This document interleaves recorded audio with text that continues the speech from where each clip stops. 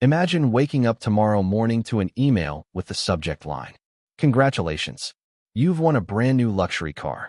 Not a cheap car, not an ordinary car, a beautiful machine worth over $100,000. The email says there is only one condition. You have to pick it up today. No purchase price, no loan, no monthly payments. It's completely free. What would you do? Most people wouldn't think twice. They would immediately say yes. After all, who turns down something that valuable? It feels like winning the lottery. But before you grab the keys, imagine someone quietly places another document in front of you. This document isn't about the car. It's about everything that comes after. Insurance, premium fuel, routine maintenance, unexpected repairs, registration fees, taxes, parking, car washes, new tires, oil changes, battery replacements, depreciation, one expense after another. The moment you sign your name, the free car quietly transforms into one of the most expensive commitments you've ever accepted. Suddenly, it doesn't feel free anymore. Now ask yourself another question. How many things in your life work exactly the same way? The answer is almost everything. Every object you own has a hidden cost that never appears on the price tag. Some costs arrive every month. Some arrive every year. Others don't cost money at all. They cost something even more valuable. Your attention, your time, your energy, your peace of mind. Most people spend their entire lives calculating purchase prices. Very few calculate ownership. And that single difference quietly separates people who build wealth from people who constantly feel like they never have enough.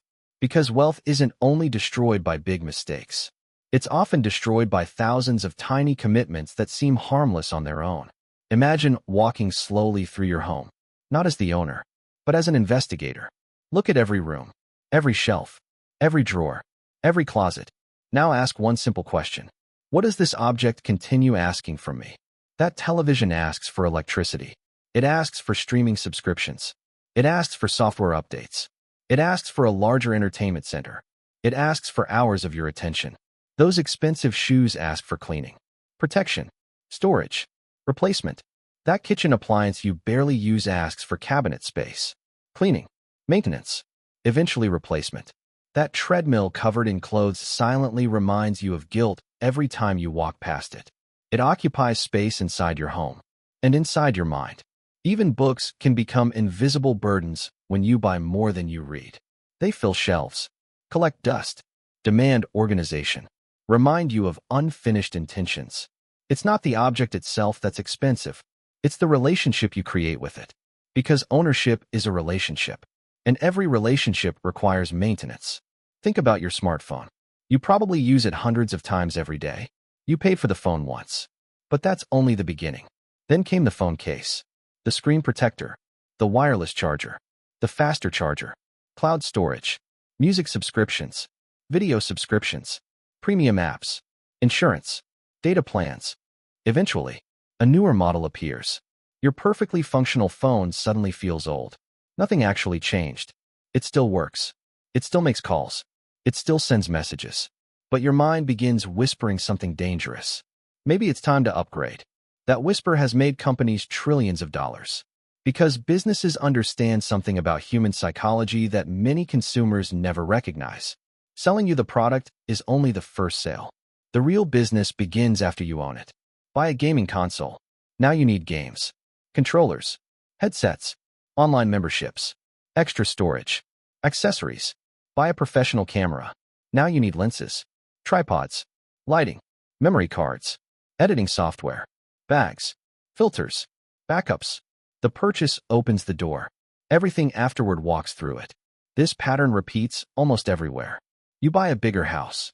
Now you buy more furniture, more decorations, more appliances, higher property taxes, higher insurance, higher utility bills, more rooms to clean, more maintenance, a larger mortgage, a larger lawn, more repairs. What looked like upgrading your life quietly upgraded your expenses. Without realizing it, many people don't buy bigger lives. They buy bigger responsibilities. And responsibilities rarely stay still. They grow. One commitment leads to another. One purchase creates 3 more, then 5, then 10, until your financial life begins feeling heavier every year. Here's what's fascinating. Humans are incredibly good at noticing obvious costs.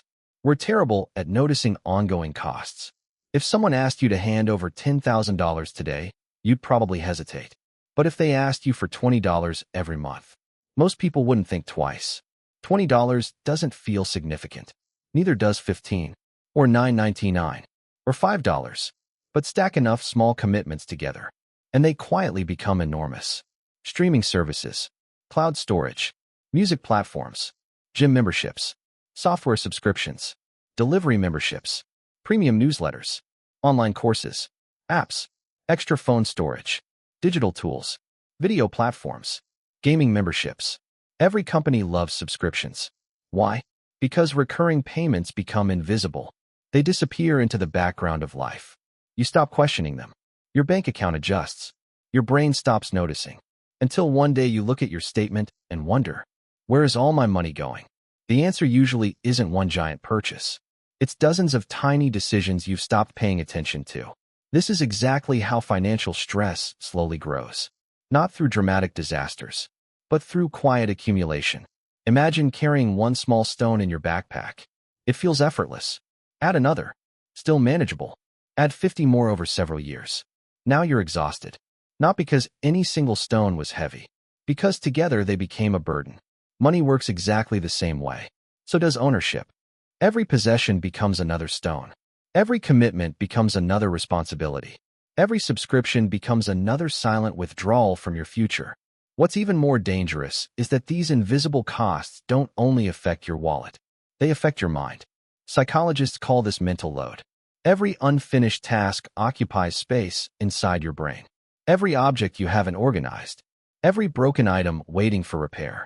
Every drawer you promised to clean someday. Every email reminding you about another renewal. Every notification asking you to update another subscription. These aren't just objects anymore. They're tiny sources of psychological pressure. Individually, they're almost invisible. Collectively, they create constant background stress. Have you ever noticed how peaceful a clean hotel room feels? Or why people often feel calmer walking through a minimalist space? It's not because empty rooms are magical. It's because fewer possessions demand your attention. Less visual noise. Less decision-making. Less maintenance. More mental freedom. That's something money can't easily buy. And yet, ironically, people often spend enormous amounts of money filling their lives with things that quietly steal that freedom away. The strange truth is this. The more you own, the more your possessions begin owning pieces of you. Not because they are evil, but because every object asks for something in return. Sometimes it asks for money. Sometimes it asks for time. Sometimes it asks for your focus. Sometimes it simply occupies space that could have been used for something more valuable. The hidden invoice never disappears. It simply arrives later. And by the time most people realize it, they've already filled their lives with commitments they never intended to carry. The wealthiest thinkers understand this long before they become wealthy. They don't just ask, how much does this cost? They ask something far more powerful. What will this continue costing me for the next 5 years? That single question changes everything. Because once you begin calculating the invisible price of ownership, you stop collecting possessions, and you start protecting something far more valuable, your freedom. And that realization is where the real journey begins.